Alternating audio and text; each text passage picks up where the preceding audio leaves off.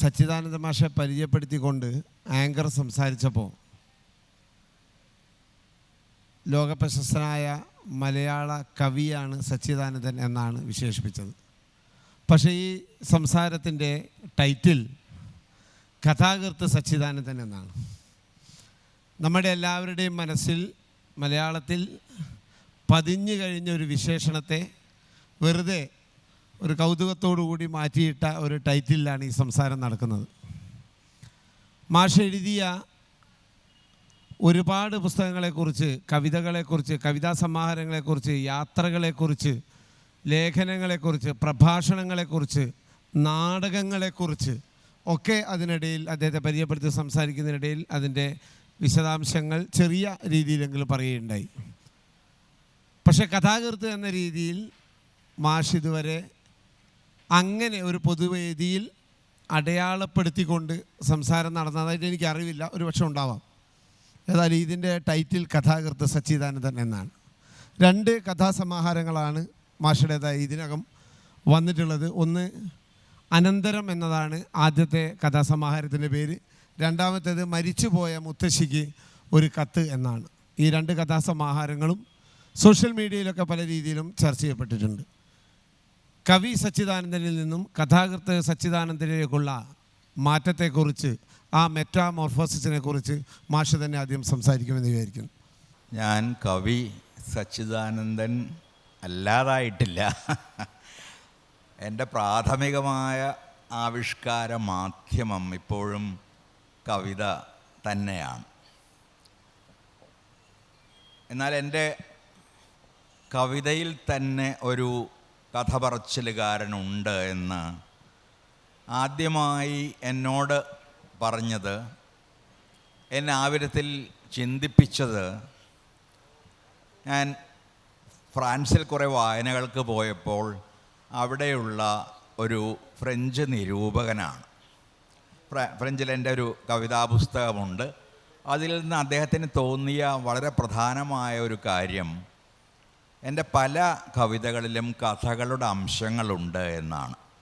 അദ്ദേഹം ചൂണ്ടിക്കാണിക്കുകയും ശരിയല്ലേ എന്ന് ചോദിക്കുകയും ചെയ്തപ്പോഴാണ് ഞാൻ ആദ്യമായി അതിനെക്കുറിച്ച് ബോധവാനായത്. തീർച്ചയായിട്ടും നമുക്ക് ആഖ്യാന കവിതകളുടെ ഒരു ദീർഘ പാരമ്പര്യമുണ്ട്.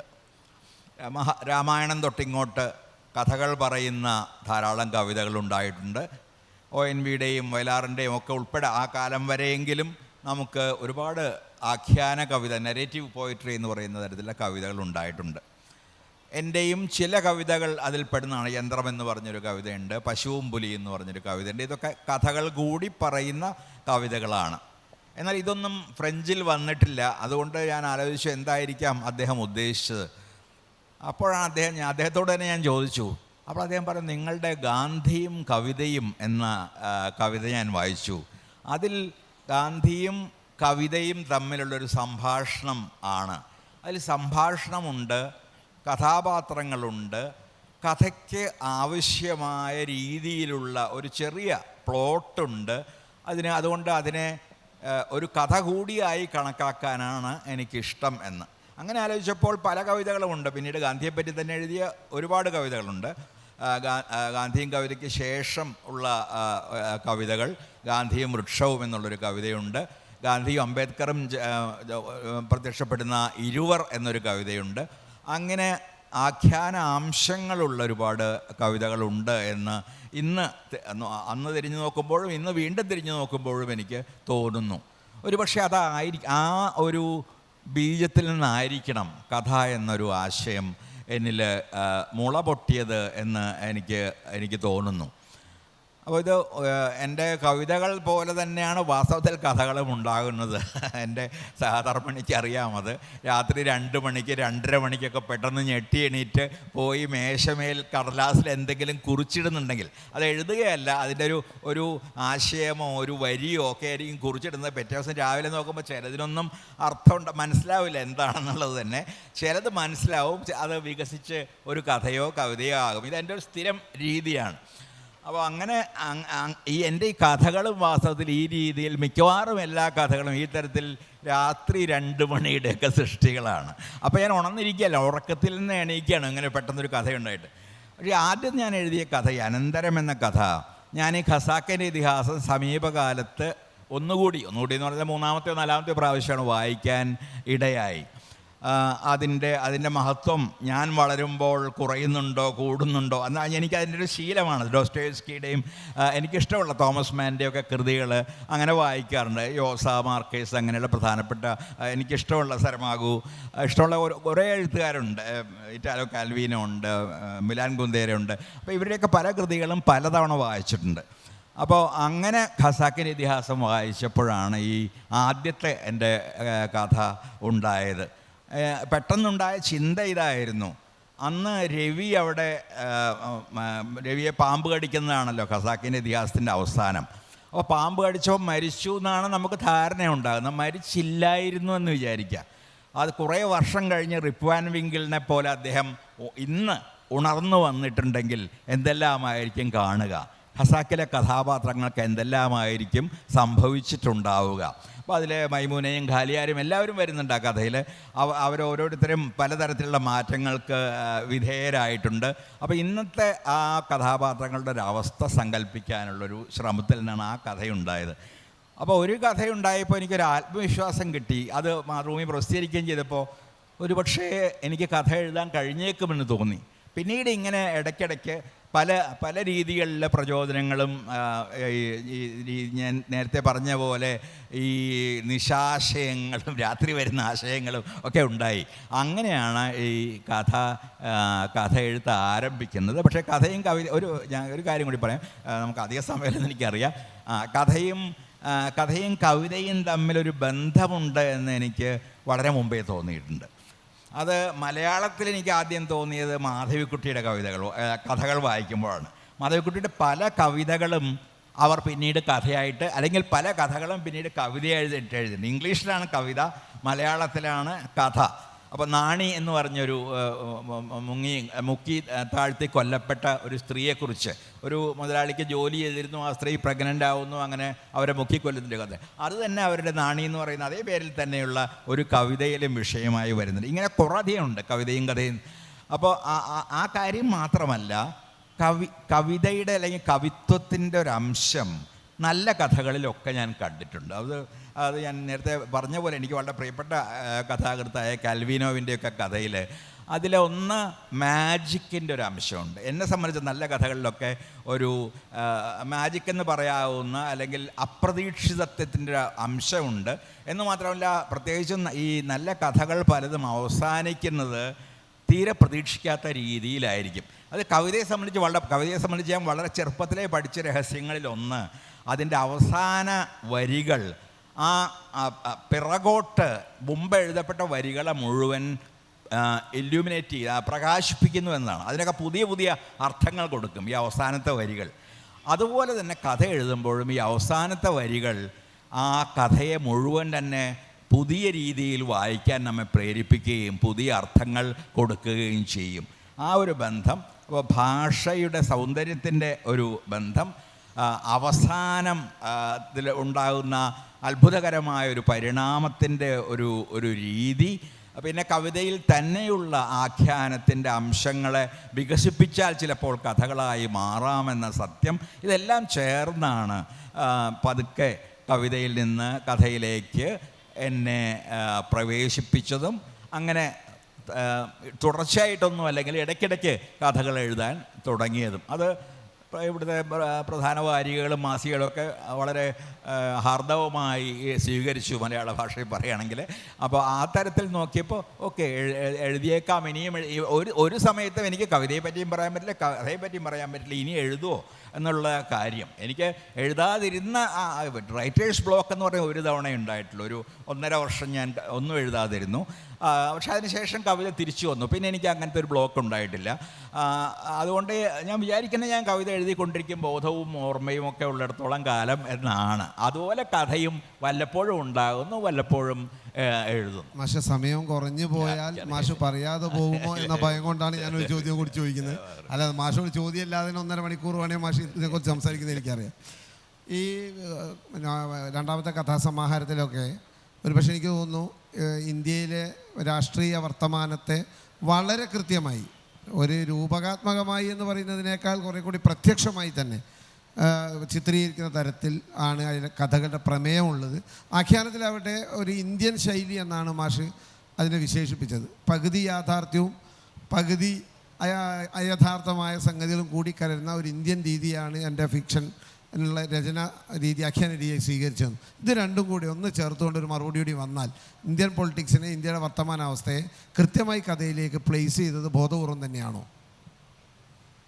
എൻ്റെ കവിതകളെയും കഥകളെയും കൂട്ടിയോജിപ്പിക്കുന്ന പ്രധാനപ്പെട്ട ഒരംശം ദുരധികാര വിമർശനം. അതിന് ഞാൻ അധികാര വിമർശനം എന്ന് പറയാം. ദുരധികാരത്തിൻ്റെ, അതായത് അധികാരത്തിൻ്റെ ദുരുപയോഗത്തിൻ്റെ, കാരണം അധികാരത്തിൽ നന്നായിട്ട് ഉപയോഗിക്കാനും കഴിയും. അത് തെളിയിച്ചിട്ടുണ്ട്. നല്ല ഭരണാധികാരികളും നല്ല പല സ്ഥാപനങ്ങളിൽ ഇരിക്കുന്നവരൊക്കെ തെളിയിച്ചിട്ടുള്ള കാര്യമാണ്. അപ്പോൾ നമ്മൾ MT പറ്റി പറയുമ്പോൾ പറയും, തുഞ്ചൻപറമ്പിനെ പറ്റി പറയും, സാഹിത്യ അക്കാദമി പ്രസിഡൻ്റായിരുന്നതിനെ പറ്റി പറയും.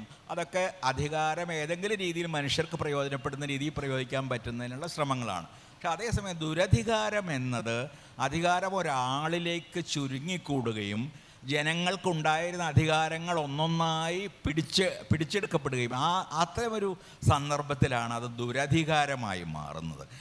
അതോടുകൂടി ജനങ്ങൾ അടിമകളായി മാറുന്നു. ജനാധിപത്യം ഒരു വലിയ വെല്ലുവിളിയെ നേരിടുന്നു. ഒരു ജനാധിപത്യപരമായി തിരഞ്ഞെടുക്കപ്പെട്ട ഒരു നേതാവ് പോലും ഒരു ചക്രവർത്തിയെപ്പോലെ ആയി മാറുന്നു. അപ്പോൾ ഇത് വാസ്തവത്തിൽ ഇന്ത്യയിൽ നമുക്കറിയാവുന്നതുപോലെ ഇന്ന് സംഭവിച്ചുകൊണ്ടിരിക്കുന്ന ഒരു കാര്യമാണ്. അത് കണ്ണു തുറന്നിരിക്കുന്ന എല്ലാവർക്കും തന്നെ വളരെ അനായാസമായി മനസ്സിലാക്കാവുന്നൊരു കാര്യമാണ്. അതുകൊണ്ട് ആ തരത്തിലുള്ളൊരു ദുരധികാര വിമർശനം എൻ്റെ കവിതയിൽ എന്ന പോലെ തന്നെ എൻ്റെ അനേകം കഥകളിൽ വന്നിട്ടുണ്ട്. ഹക്കീം പറഞ്ഞ പോലെ എൻ്റെ ഈ രണ്ടാമത്തെ പുസ്തകത്തിൽ ഈ മരിച്ചുപോയ മുത്തശ്ശിക്കൊരു കത്ത് എന്ന പുസ്തകത്തിലെ പല കഥകൾക്കും ആ തരത്തിലുള്ള ഒരു അധികാര വിമർശനത്തിൻ്റെ സ്വഭാവം ഉണ്ട്. അത് വന്നുപോയതാണ് എന്നൊന്നും ഞാൻ പറയുകയില്ല. കാരണം ഞാൻ വളരെ കോൺഷ്യസാണ് അതിനെപ്പറ്റി. കാരണം ഞാനിവിടെ കേരളം മുഴുവനും ഡൽഹിയിലും ഒക്കെ പ്രസംഗിച്ച് കാണുന്നതാണ്. ഞാൻ കർഷക സമരത്തിൽ പോയി പ്രസംഗിച്ച ആളാണ്. ഈ സിറ്റിസൺസ് ആക്ടിന് എതിരായിട്ടുള്ള CA അതിനെതിരായിട്ടുള്ള ഷഹീൻ ബാഗിൽ പോയി പ്രസംഗിച്ച ആളാണ്. ഹിന്ദിയിലേക്ക് അത്ര പ്രസംഗിക്കാനെന്ന് അറിഞ്ഞോട്ടെങ്കിലും പ്രസംഗിക്കേണ്ടി വന്നു. അതുകൊണ്ട് അത് ആ രാഷ്ട്രീയം എൻ്റെ ഉള്ളിലുണ്ട്. അത് ബോധപൂർവമായ രാഷ്ട്രീയം തന്നെയാണ്. പക്ഷേ കഥയിൽ അത് വരുമ്പോൾ പലപ്പോഴും അങ്ങനെ ഒരാളുടെ പേര് പറഞ്ഞുകൊണ്ടോ ഒരു പാർട്ടിയുടെ പേര് പറഞ്ഞുകൊണ്ടോ ഒന്നും ആയിരിക്കണമെന്നില്ല. പക്ഷെ അത് വായിക്കുന്നവർക്ക് മനസ്സിലാവും. അതല്ലെങ്കിലും അതിലിപ്പോൾ റോബിൻസൺ ക്രൂസോ എന്ന തലക്കെട്ടിന് പകരം നരേന്ദ്രമോദി എന്ന തലക്കെട്ട് കൊടുത്താലും കഥ കൃത്യമാണ്. അതെ, അതിൽ ഒന്നും ഒരു ഒളിച്ചു വെക്കലും ഇല്ലാത്ത വിധം എക്സ്പ്ലിസിറ്റ് ആണെന്നാണ് ഞാൻ പറഞ്ഞുകൊണ്ടത്. അത്രമേൽ കൃത്യമായി, ഒരുപക്ഷെ കവിതയിൽ പറയുന്നതിനേക്കാൾ ശക്തമായി പ്രത്യക്ഷമായി തന്നെ ഒരു ദുരധികാര രാഷ്ട്രീയത്തെ വിമർശിക്കുന്ന തരത്തിലാണ് ആ കഥയൊക്കെ നിൽക്കുന്നത് എന്നുള്ളതാണ് എനിക്ക് തോന്നിയിട്ടുള്ളത് വായിച്ചപ്പോൾ. എൻ്റെ പല കഥകളിലും ഞാൻ മറ്റ് കഥകളോ മറ്റ് നോവലുകളോ ഒക്കെ ഉപയോഗിക്കുകയോ അവയെക്കുറിച്ചുള്ള സൂചനകൾ നൽകുകയൊക്കെ ചെയ്യുന്നുണ്ട്. ഞാൻ വായിച്ചത്, ഞാൻ അനുഭവിച്ചത്, ഞാൻ വിചാരിക്കുന്നത്, ഇത് മൂന്നും ചേർന്നാണ് എൻ്റെ കഥകളെയൊക്കെ തന്നെ നിർമ്മിച്ചിട്ടുള്ളത്. അപ്പോൾ ഇതിൽ ഒരുപാട് കഥകളിൽ ഒരുപാട് എഴുത്തുകാരെ പറ്റിയൊക്കെയുള്ള സൂചനകൾ കാണും. അതുപോലെ ഈ റോബിൻസൺ ക്രൂസോ ഒരുവിധം നമുക്ക് എല്ലാവർക്കും അറിയാവുന്നൊരു കഥയാണ്. ക്രൂസോവിൻ്റെ കഥ. ഒരു കപ്പലിൽ തകർന്ന് ദ്വീപിൽ അയാൾ അടിഞ്ഞു പോകുന്നു, ഒറ്റയ്ക്കാവുന്നു. അപ്പോൾ അവിടുത്തെ ഒരാളെ മാത്രം അയാൾ സഹായിയായി കണ്ടിരുന്നു, ഫ്രൈഡേ എന്ന്. അയാളുടെ അടിമ പോലെ പെരുമാറുന്ന ഫ്രൈഡേയെ കണ്ടെത്തുന്നു.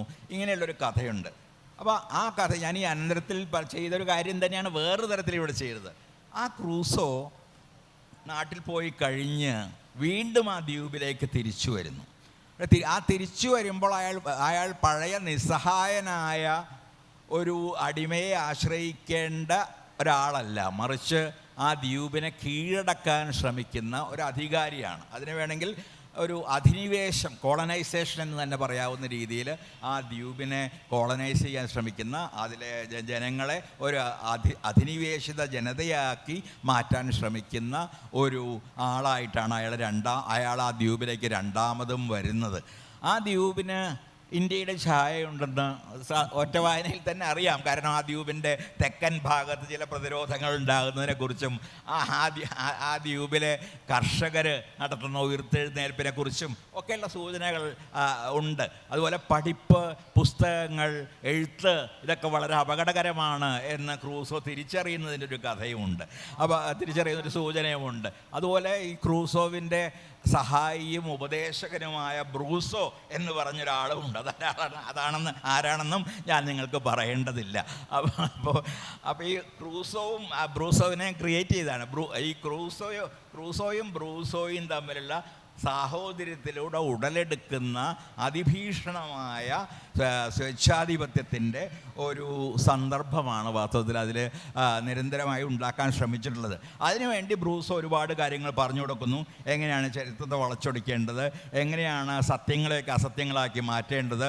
അതിനുവേണ്ടി ഒരു പ്രത്യേക സൈന്യത്തെ തന്നെ നിയോഗിക്കുന്നു ഈ നുണകളെ പ്രചരിപ്പിക്കാൻ വേണ്ടി. ശരിക്കും അങ്ങനെയുള്ള 2 സൈന്യങ്ങളുണ്ട്. ഒന്ന് കരയിലുള്ള സൈന്യവും ഒന്ന് സൈബർ സൈന്യവും. അത് ശരിക്കും ശമ്പളം കൊടുത്തിട്ടുള്ള സൈന്യം, എനിക്ക് നേരിട്ട് അറിയാവുന്ന കാര്യമാണ്, ശമ്പളം കൊടുത്തിട്ടുള്ള സൈന്യങ്ങളാണ്. അപ്പോൾ ആ തരത്തിലുള്ള ഒരുപാട് ഉപദേശങ്ങൾ. അപ്പോൾ ചരിത്രം മാറ്റണം. പിന്നെ മുമ്പ് വില്ലന്മാരായിരുന്നവരെ നായകരാക്കണം, മുമ്പ് നായകരായിരുന്നവരെ വില്ലന്മാരാക്കണം. നമ്മൾ കൊന്ന ആളുകൾ അവരെ രക്ഷകരാക്കി മാറ്റണം. നമ്മൾ രക്ഷകരാണെന്ന് മനുഷ്യർ കരുതിയിരുന്ന ആളുകൾ ഈ ഇന്ത്യയെ അല്ലെങ്കിൽ ആ ദ്വീപിനെ നശിപ്പിക്കാൻ ശ്രമിച്ച ആളുകളാണെന്ന് വരുത്തണം. അങ്ങനെ ഒരുപാട് കാര്യങ്ങൾ. അപ്പോൾ എന്തെങ്കിലും നന്മ ചെയ്താലല്ലേ ആളുകൾ ഇഷ്ടപ്പെടുള്ളൂ എന്ന് ബ്രൂസോ ചോദിക്കുന്നുണ്ട്. അപ്പോൾ ബ്രൂസോവിനോട് ചോദിക്കുന്നു. അപ്പോൾ ബ്രൂസോ പറയുന്നത് നന്മ ചെയ്യാൻ ദൈവം മനുഷ്യർക്കൊരവയവം നൽകിയിട്ടുണ്ട്. അതിൻ്റെ പേര് നാവ് എന്നാണ്. അപ്പോൾ ഈ നാവ് കൊണ്ട് ധാരാളമായി പ്രോമിസുകൾ, വാഗ്ദാനങ്ങൾ നൽകുക. അത് ആ പദ്ധതി ഈ പദ്ധതി പല രീതികളിൽ എന്തൊക്കെയോ ചെയ്യുന്നു എന്ന് തോന്നുന്ന തരത്തിൽ, എന്നിട്ട് മാധ്യമങ്ങളെ പതുക്കെ സ്വന്തമാക്കുകയും അവർക്ക് പണം നൽകുകയും ഒക്കെ ചെയ്തുകൊണ്ട് ഈ മാധ്യമങ്ങളെ സ്വന്തമാക്കി മാധ്യമങ്ങൾ വഴി ഈ പരിപാടികൾക്കൊക്കെ വലിയ പ്രചാരം നൽകുക. ഒന്നും ചെയ്യുമൊന്നും വേണ്ട, നാവ് കൊണ്ട് നിരന്തരമായി പറഞ്ഞുകൊണ്ടിരുന്ന, അവർക്ക് ആലോചിക്കാൻ പോലും സമയം കൊടുക്കാത്ത തരത്തിൽ നിരന്തരമായി പറഞ്ഞുകൊണ്ടിരുന്നാൽ മതി. അങ്ങനെ പതുക്കെ ഈ രാജ്യത്തെ ജനങ്ങളെ മുഴുവൻ തന്നെ സ്വന്തം പിന്തുടർച്ചക്കാരോ സ്വന്തം അടിമകളോ ഒക്കെ ആക്കി മാറ്റാൻ കഴിയുമെന്ന് ബ്രൂസോ പറഞ്ഞു കൊടുക്കുന്നുണ്ട്. പക്ഷേ ഇത് പിന്നീടൊരു ദുരന്തത്തിലേക്കാണ് നയിക്കുന്നത്. ക്രമേണ ആളുകൾ അതൊരു പ്രതീക്ഷ മാത്രമാണ്. ഇപ്പോൾ ആ പ്രത്യാശ പോലും മങ്ങിക്കൊണ്ടിരിക്കുകയാണ് സത്യം പറഞ്ഞാൽ എനിക്ക്. പക്ഷേ അതിലുള്ള പ്രത്യാശ അതാണ്. ജനങ്ങൾ ഒരു ദിവസം ജനങ്ങൾ പറക്കാൻ തുടങ്ങുന്നു. അതിൻ്റെ അവസാനം ഞാൻ പറഞ്ഞ പോലെ ഒരു മാജിക്കിൻ്റെ അംശമുണ്ട്. ഒരു ദിവസം ജനങ്ങൾ പറക്കാൻ പഠിക്കുന്നു. ഡ്രോണുകൾ പോലെയോ അല്ലെങ്കിൽ പക്ഷികൾ പോലെയോ പറക്കുകയും അതിർത്തിയൊക്കെ വിട്ട് പലയിടത്തും പറന്നു നടക്കുകയും ഈ 2 പേരുടെയും പിടിയിൽ പെടാത്ത തരത്തിൽ അവർ നിരന്തരമായ രീതിയിൽ ആ രാജ്യത്തുനിന്ന് ഉയർന്നു പോകുകയൊക്കെ ചെയ്യുന്നു. അപ്പോൾ ക്രൂസോവിനും ബ്രൂസോവിനും ഈ 2 പേരെയും ഈ മനുഷ്യരെ മുഴുവൻ തന്നെ വലയിലാക്കാൻ കഴിയാത്തൊരവസ്ഥ വരുന്നു. അവർ നിസ്സഹായരാകുന്നു. ജനങ്ങൾ ഇവർ പറഞ്ഞുകൊണ്ടിരുന്ന നുണയെല്ലാം ക്രമേണ മനസ്സിലാക്കുകയും കണ്ണു തുറക്കുകയും ചെയ്യുന്നു. അങ്ങനെ ജനങ്ങൾ ഇവർക്കെതിരെ തിരിയുന്നു. അത് അവസാനിക്കുന്നത് ഒരു ദിവസം അടച്ചിട്ട ക്രൂസോവിൻ്റെ മുറിയിൽ നിന്ന് 3 വെടിയൊച്ചകൾ മുഴങ്ങുന്നത് കേട്ടു. വാതിലിനടിയിലൂടെ രക്തം ഒലിച്ചു വരുന്നതും ജനങ്ങൾ കണ്ടു എന്നാണ്. അത് ഹിറ്റ്ലറുടെ അവസാനത്തെ ഓർമ്മിപ്പിക്കുന്ന ഒരു അവസാനമാണ് ഇവിടെ ക്രൂസോവിന് ഉണ്ടാകുന്നത്. ഒരുപക്ഷെ ഏകാധിപതികളുടെ ഒക്കെ അവസാനം അങ്ങനെ ആയിരിക്കാനുള്ള വലിയ സാധ്യതയുണ്ടെന്ന് ചരിത്രം നമ്മെ പഠിപ്പിച്ചു തരുന്നുണ്ട്. ആ സാധ്യതയുടെ ഒരു സൂചന അല്ലെങ്കിൽ ഒരു പ്രത്യാശ ആണ് വാസ്തവത്തിൽ ആ ആത്മഹത്യയുടെ സൂചനയിൽ നൽകാൻ ശ്രമിക്കുന്നത്. പക്ഷേ ഒരൊറ്റ ചോദ്യം കൂടി, വളരെ ചെറിയൊരു ചോദ്യം. പൊതുവെ പെയിൻഫുള്ളാണ് ഏതെഴുത്തും. ഒരു ജന്മം കൊണ്ട് തന്നെ കവിയായ മാഷക്ക് പൊതുവെ കവിത എഴുത്ത് കുറേ കൂടി നൈസർഗികമോ എളുപ്പമാവുമെന്ന് ഞങ്ങൾ പ്രതീക്ഷിക്കുന്നു. അങ്ങനെ വരികയാണെങ്കിൽ കഥ എഴുത്ത് കുറേ കൂടി പെയിൻഫുള്ളും കുറേ കൂടി അധ്വാനമുള്ള ഒരു ഏതാണ് പരസ്പരം താരതമ്യം ചെയ്താൽ കൂടുതൽ അധ്വാനമുള്ള പ്രക്രിയ, കഥയാണോ കവിതയാണോ? അതിൻ്റെ ഒരു പ്രോസസ്സിനെ പറ്റി പറഞ്ഞ നേരത്തെ പറഞ്ഞ പോലെ കഥ ഉണ്ടാകുന്നത് ഇതുപോലെയാണ്. ഈ രാത്രി 2 മണിയുടെ ഒരു സന്താനമാണ് അത്.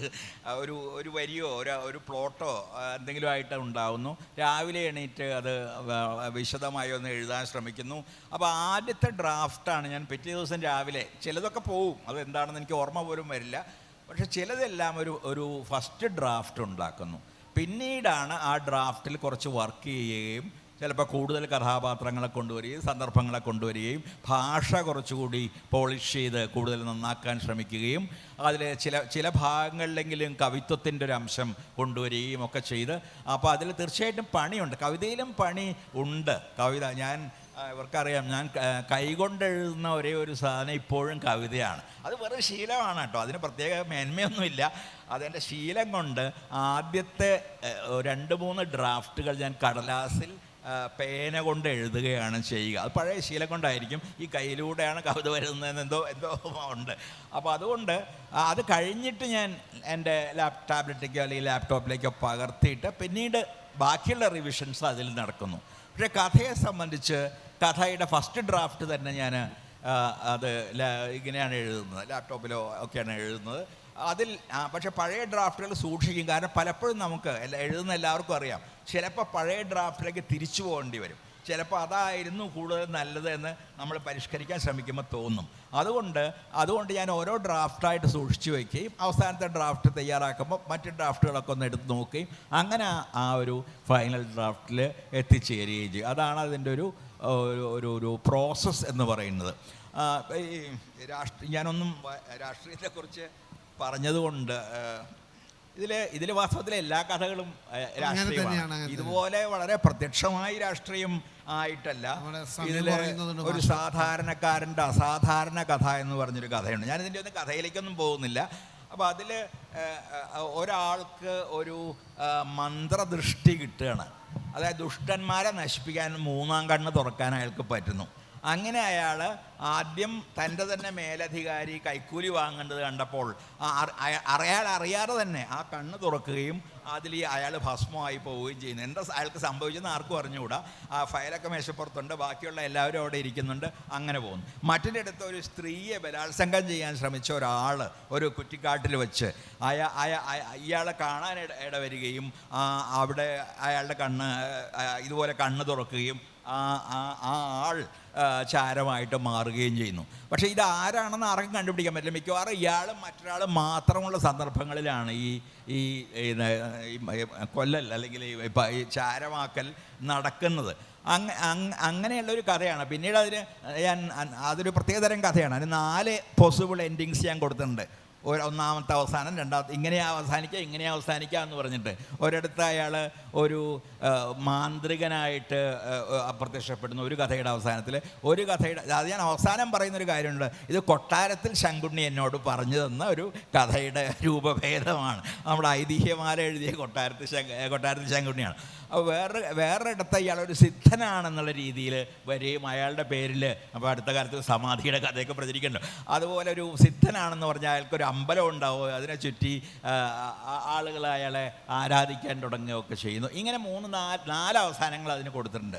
അപ്പോൾ ഒരു കഥയ്ക്ക് പല എൻഡിങ്സ് വാസ്തവത്തിൽ പോസിബിളാണ്. നമ്മൾ അതിൽ ഒരു എൻഡിങ്ങാണ്, ഒരവസാനമാണ് തിരഞ്ഞെടുക്കുന്നത്. പക്ഷേ വാസ്തവത്തിൽ പലതരത്തിൽ നമുക്ക് അത് അവസാനിപ്പിക്കാൻ കഴിയും. ഈ കഥയിൽ ഞാൻ പ്രത്യക്ഷമായി തന്നെ അത് പറയുന്നു എന്നേ ഉള്ളൂ. ഇത്രയും പറഞ്ഞതിൽ നിന്ന് മാഷെ, കവിതയുടെ ഈസിനെസ് അല്ലെങ്കിൽ കവിത വളരെ നൈസർഗികവും കഥ കുറച്ചുകൂടി കൺസ്ട്രക്റ്റുമാണ് എന്ന് മാഷെക്കുറിച്ച് പറയാമോ? മാഷ് കഥ ഉണ്ടാക്കുകയാണ്, കവിത വരികയാണ്. നമുക്ക് ഈ രണ്ടിനെ കുറിച്ചുമുള്ള പഴയ വാക്ക് കവിത കെട്ടുക, കഥ കെട്ടുക എന്നാണ്. വാസ്തവത്തിൽ രണ്ടിലും ഈ ഒരു കെട്ടലാണ് അതിലുള്ളത് വാസ്തവത്തിൽ. കാരണം അതിൻ്റെ എലമെൻറ്റ്സ്, അതിൻ്റെ മൂലകങ്ങൾ നമ്മളിലുണ്ട്. ഒരു ഭാഷയുണ്ടാകാം, ഒരു സന്ദർഭം ഉണ്ടാകാം, കഥാപാത്രങ്ങളുണ്ടാകാം. ഇതൊക്കെ കെട്ടുന്ന രീതിയിലാണ് വാസ്തവത്തിൽ കഥയുടെ സൗന്ദര്യമോ വൈരൂപ്യമോ എന്തായാലും അതിരിക്കുന്നത് ഈ കെട്ടലിലാണ്. അപ്പോൾ രണ്ടും ഒരു തരത്തിൽ രണ്ടിലും കെട്ടലുണ്ട്. ഞാൻ കവിതയെപ്പറ്റിയും പറയുമ്പോഴൊക്കെ പറയാറുള്ളൊരു കാര്യം, കവിത നൈസർഗികം എന്നൊക്കെ നമുക്ക് പറയാം, പക്ഷെ അത് നൈസർഗികമാണ് തന്നെത്താൻ. ആദ്യത്തെ പ്രചോദനം സ്വാഭാവികമായി വരുന്നതാണ്. പക്ഷെ അവിടെ അവസാനിപ്പിച്ചുകൂടാ. നിങ്ങൾ ധാരാളമായി കവിത വായിക്കണം, കഴിയുമെങ്കിൽ കവിതകൾ വിവർത്തനം ചെയ്ത് വലിയ ആളുകളൊക്കെ എഴുതിയ കവിതകൾ പരിഭാഷ ചെയ്ത് എങ്ങനെയാണ് ഒരു കവിയുടെ മനസ്സ് പ്രവർത്തിക്കുകയും ഇമേജുകളും രൂപകങ്ങളും ഒക്കെ സൃഷ്ടിക്കുകയും ചെയ്യുന്നതെന്ന് മനസ്സിലാക്കണം. ഒരു പെയിൻറ്റിങ് പഠിക്കുന്ന ആളുകൾ അങ്ങനെയാണ് ചെയ്യുക. ഒരു വലിയ പെയിൻറ്ററുടെ അടുത്ത് പോയിട്ട് ആ പെയിൻറ്ററുടെ കൈ എങ്ങനെ നീങ്ങുന്നു, വരകൾ എങ്ങനെ ഉണ്ടാകുന്നു, അത് അമൂർത്ത ചിത്രമാണെങ്കിൽ പോലും എങ്ങനെയാണ് ഒരു വർണ്ണത്തിന് മുകളിൽ മറ്റൊരു വർണ്ണം വന്ന് വീഴുന്നത്, ഇത്തരം കാര്യങ്ങൾ കണ്ടു പഠിക്കും. ആ തരത്തിലുള്ളൊരു പഠനം കവികൾക്ക് ആവശ്യമാണ്. മറ്റൊന്ന് പാരമ്പര്യത്തിൻ്റെ ഒരു പഠനം ആവശ്യമാണ്. പല ഇതുവരെയുള്ള മലയാള കവിതയെക്കുറിച്ച് അറിയുക, ഇന്ന് പറയുകയാണെങ്കിൽ ഇന്ത്യൻ കവിതയെക്കുറിച്ചും ലോക കവിതയെക്കുറിച്ചും കൂടി അറിയുക, അതും കവിതാ പഠനത്തിൻ്റെ ഒരു ആവശ്യമാണ്. ഈ ആവശ്യങ്ങളെല്ലാം വാസ്തവത്തിൽ കഥ എഴുതുന്ന ആൾക്കും വേണം. അയാൾ ധാരാളമായി ലോകത്തെ നല്ല കഥകൾ വായിച്ചിരിക്കണം. അയാൾ കഴിയുമെങ്കിൽ അയാൾക്ക് കഥ വിവർത്തനം ചെയ്യാൻ എന്ന് ഞാൻ പറയില്ല, കവിത പോലെ പെട്ടെന്ന് ചെയ്യാവുന്നതല്ല കഥയുടെ വിവർത്തനം. എങ്കിലും ധാരാളമായി കഥാപരിചയം ആവശ്യമുണ്ട്. നമ്മുടെ ഒരു അതിനാണ് ഈ കൊട്ടാരത്തിൽ ശങ്കുണ്ണിയൊക്കെ സൂചിപ്പിക്കുമ്പോൾ നമുക്കൊരു കഥയുടെ ഒരു പാരമ്പര്യമുണ്ട്. പഴയ ഇന്ത്യക്ക് തന്നെയുണ്ട് അറബി കഥകളുടെയും വിക്രമാദിത്യൻ കഥകളുടെയും പിന്നെ ഈ കൊട്ടാരത്തിൽ ശങ്കുണ്ണി എഴുതിയ ഐതിഹ്യമാല പോലുള്ള കഥകളുടെയും ഒക്കെ അവിടെ നിന്നാണ് നമ്മുടെ കഥാവാസ്തവത്തിൽ വരുന്നത്. അപ്പോൾ ആ ഒരു പാരമ്പര്യവും പിന്നീട് ആധുനിക കഥയുടെ, അതായത് നമ്മുടെ കാലത്തുണ്ടായിട്ടുള്ള കഥകളുടെ ഒരു പാരമ്പര്യവും അതിനെക്കുറിച്ചുള്ളൊരു ധാരണ, എവിടെയാണ് കഥ ഇപ്പോൾ എത്തി നിൽക്കുന്നത് എന്ന് അറിയുക. ഞാൻ ഈ യുവകവികളോട് സംസാരിക്കുമ്പോഴൊക്കെ ഉദ്ധരിക്കാറുള്ളൊരു കാര്യമുണ്ട്. നിക്കോനാർ പാറ എന്ന ചിലിയൻ കവിയുടെ ഒരു കവിതയുണ്ട്. നിങ്ങൾക്ക് ഏത് രീതിയിലും എഴുതാം, അത്രയേറെ രക്തം പാലത്തിനടിയിലൂടെ ഒലിച്ചുപോയി കഴിഞ്ഞിരിക്കുന്നു, എന്നാൽ ഒരു വ്യവസ്ഥ മാത്രം, നിങ്ങൾ ഒഴിഞ്ഞ പേജിൽ മുന്നേറണം. ഒഴിഞ്ഞ പേജിൽ മുന്നേറുക, ഇത് വലിയൊരു പാഠമാണ് ഏത് പുതിയ എഴുത്തുകാർക്കും. കാരണം എഴുതപ്പെടാത്ത എന്തോ ആണ് നിങ്ങൾ എഴുതേണ്ടത്. ഇതുവരെ ആരും ചിലർ എഴുതിയിട്ടുണ്ടാകും, പക്ഷേ അതാണെങ്കിൽ പുതിയ രീതിയിൽ എഴുതാനെങ്കിലും ശ്രമിക്കുക. അല്ലെങ്കിൽ ഇതുവരെ ആരും പറയാത്ത ചില കാര്യങ്ങൾ പറയാൻ ശ്രമിക്കുക, എഴുതാത്ത ചിലത് എഴുതാൻ ശ്രമിക്കുക. അതാണ് ഈ ഒഴിഞ്ഞ പേജ്. ഇന്ന് ഒഴിഞ്ഞ പേജ് കണ്ടെത്തൽ വളരെ വിഷമാണ്. അത്രയധികം കഥകളും കവിതകളൊക്കെ എഴുതപ്പെട്ട് കഴിഞ്ഞു. പക്ഷെ അപ്പോഴും നമ്മുടെ നല്ല എഴുത്തുകാർ പുതിയ പേജുകൾ കാണുന്നു, പുതിയ അനുഭവങ്ങൾ കണ്ടെത്തുന്നു, അവയുടെ ആഖ്യാനം നിർവഹിക്കുന്നു. അതുകൊണ്ട് മനുഷ്യൻ ഉള്ളിടത്തോളം കാലം, അഥവാ ഈ കൃത്രിമ ബുദ്ധി നമ്മുടെ മുഴുവൻ ധർമ്മങ്ങളും ഏറ്റെടുക്കാത്തിടത്തോളം കാലം എങ്കിലും മനുഷ്യരിങ്ങനെ എഴുതിക്കൊണ്ടിരിക്കും, പുതിയ താളുകൾ കണ്ടെത്തിക്കൊണ്ടിരിക്കും. കഥാകൃത്ത് സച്ചിദാനന്ദൻ എന്നായിരുന്നു ടൈറ്റിലെങ്കിലും എല്ലാ രചനകളുടെയും രസതന്ത്രത്തെക്കുറിച്ച് തന്നെ വളരെ ആഴത്തിലുള്ള ചില കാഴ്ചകളാണ് സച്ചിദാനന്ദ മാഷ് നമുക്ക് നൽകിയത്. പോയറ്റ് ഈസ് എ കാറ്റലിസ്റ്റ് എന്ന് പറഞ്ഞത് എസ് ടി കോൾറിഡ്ജ് ആണെന്നാണ് എൻ്റെ ഓർമ്മ. കവി ഒരു കാറ്റലിസ്റ്റാണ് എന്ന് പറയുന്നുണ്ടായിരുന്നു. അപ്പോൾ നടക്കേണ്ട ഒരു രാസപ്രക്രിയയെ കുറിച്ച് രാവിലെ MT-യെക്കുറിച്ചുള്ള സംസാരത്തിനിടയിൽ അതുണ്ടായി. എന്താണ് ആ രാസപ്രക്രിയ എന്ന് അതിനിടയിൽ നിൽക്കുന്ന ആളാണ് കവി സച്ചിദാനന്ദ മാഷ്. മലയാളത്തെ ഏറ്റവും വലിയ ഒരു കവി തന്നെയാണ് അദ്ദേഹം. തന്നെ കഥ എഴുതുമ്പോഴും നടക്കുന്ന അതേ പ്രക്രിയ തന്നെ മറ്റൊരു രീതിയിൽ പറഞ്ഞു തരികയാണ് നമുക്ക് ചെയ്തത്. ഏതായാലും ഈ വളരെ ഇൻഫോർമേറ്റീവായി കൂടി കഴിഞ്ഞാൽ ഈ സെഷൻ പങ്കെടുത്ത സച്ചി മാഷ്ക്കും കേൾവിക്കാരെത്തിയ എല്ലാവർക്കും നന്ദി പറഞ്ഞുകൊണ്ട് ഈ സെഷൻ അവസാനിപ്പിക്കുന്നു. Thank you.